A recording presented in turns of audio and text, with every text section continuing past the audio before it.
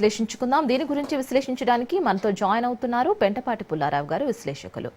Pullarao sir నమస్తే అండి, ఎలా ఉన్నారు సార్? నమస్కారం అండి.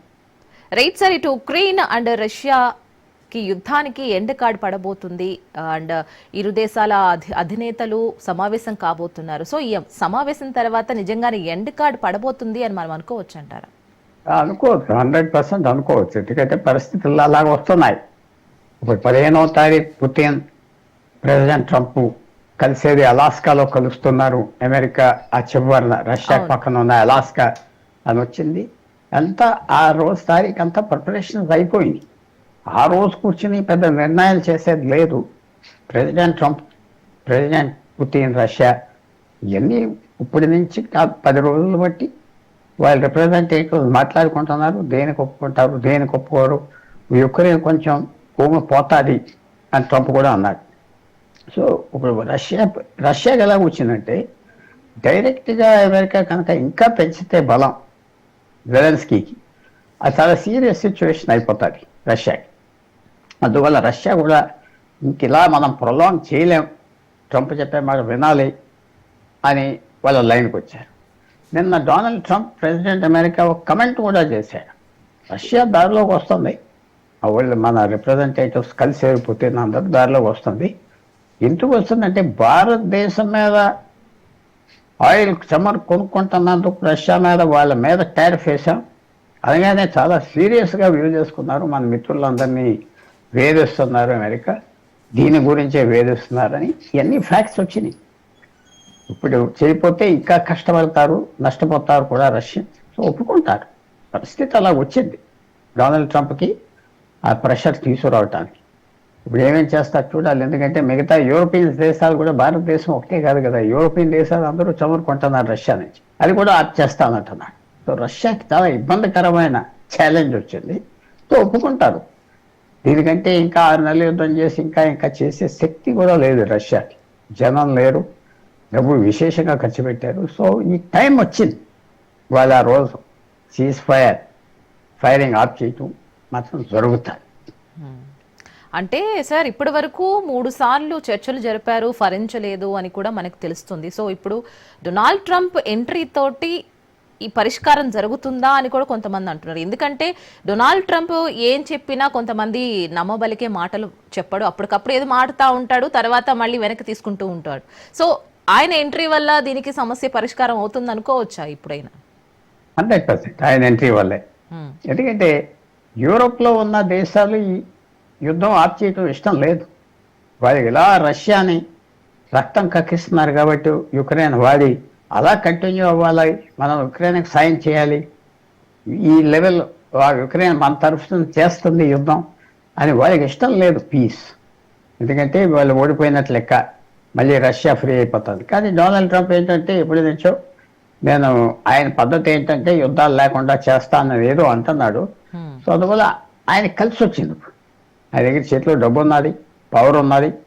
రష్యాకు వ్యతిరేకం తిరిగితే ప్రాబ్లం వస్తుంది. అది కూడా ఇప్పుడు డొనాల్డ్ ట్రంప్ అన్న మాట ఏమిటంటే Ukraine NATO, North Atlantic Treaty Organisation, European దేశాలందరికీ ఉన్న సంస్థ, ఆ సంస్థలో యుక్రెయిన్ కూడా జాయిన్ అవ్వకూడదు అని పుతిన్ క్లియర్గా చెప్తున్నాను.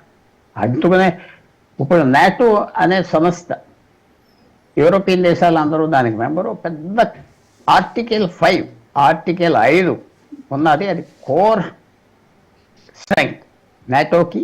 ఆర్టికల్ 5, ఆ ఆర్టికల్ 5 ఏమంటుందంటే 5 ఏ ఒక్క మెంబర్ మీద యుద్ధం చేసినా బయట వాళ్ళు మా మీద చేసినట్టు అనుకుని అందరూ యుద్ధంలో దిగుతాం.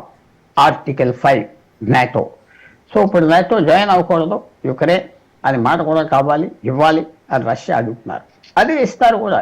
ఏదో రకంగా ట్రంప్కి ఆయన ప్రతిష్ట దీని మీద ఉన్నారు కాబట్టి బెదిరించి అయినా చేస్తాడు, లేకపోతే జెలెన్స్కీకి ఇంకా బలపరుస్తారు కాబట్టి ఇది వస్తుంది. కానీ యుక్రెయిన్ ట్రంప్ వాళ్ళని ప్రెషర్ తీసుకొచ్చి వాళ్ళ మీద ఎక్కువ కన్సెషన్స్ కూడా ఇచ్చామంటారు. పోయిన భూమి అంతా ఇచ్చేయి, నాటోలో జాయిన్ అవ్వడానికి వీల్లేదు అని పెడుతున్నారు. కాబట్టి ఈ సెటిల్మెంట్ జరుగుతుంది, 100% జరుగుతుంది రష్యా యుక్రెయిన్ మధ్యన. తర్వాత 1 సంవత్సరం తర్వాత మళ్ళీ యుద్ధం వచ్చేస్తుందా లేదా అది ఎవరు అంటలేదు. ప్రస్తుతం ఆగిపోతాయి. అంటే సార్ ఇక్కడ యుక్రెయిన్ యుద్ధం ముగింపునకు కీలక వేదికగా అలాస్కా మారబోతుంది అంటున్నారు. సో వై అలాస్కా అంటే ఏం చెప్తారు? అలాస్కా అంటే అది నియరెస్ట్ పాయింట్ రష్యాకి. రష్యాకి బోర్డర్ అలాస్కా, ఓకే. మర్చిపోవద్దు. సో అమెరికన్ ప్రెసిడెంట్ వాషింగ్టన్ రమ్మంటలేదు పుతిన్ని, పుతిన్ రష్యా వెళ్ళలేదు. అప్పుడప్పుడు అలాస్కాలో ఇలాంటి మీటింగ్స్ పెట్టుకో వచ్చారు, చైనాకి రష్యాకి దగ్గరని.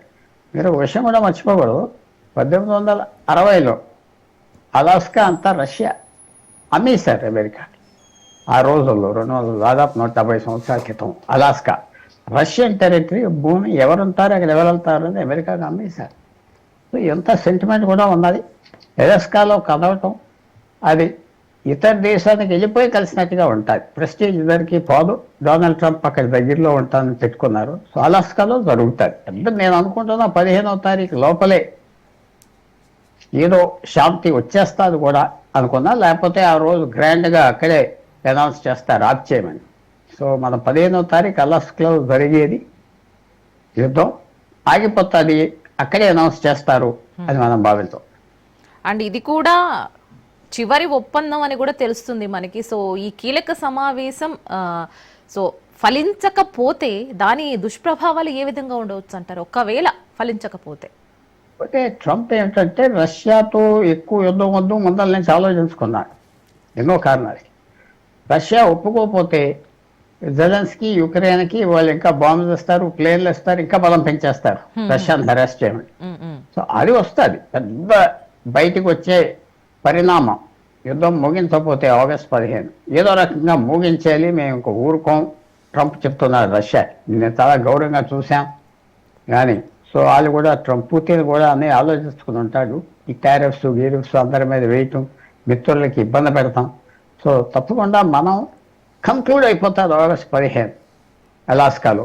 డొనాల్డ్ ట్రంప్ ఎందుకునే ఊరికనే వెళ్తాడు, అతను కలుస్తున్నాడంటే రష్యన్ ప్రెసిడెంట్ని ఈ సెటిల్ అయిపోయింది అని మనం భావించవచ్చు. లేకపోతే కలవరు, ఊరికనే మాట్లాడుకొని వెళ్ళిపోతే ఇద్దరికి అవమానం అది.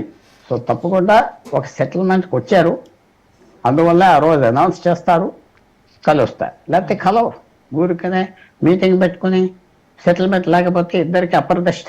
అందువల్ల ఇది ఆ రోజు మీటింగ్ అంటే ఆల్రెడీ తెర వెనకాల ఎన్ని మాట్లాడుకున్నారు, అన్నీ ఒప్పించారు. జెలెన్స్కీకి దిక్కులేదు.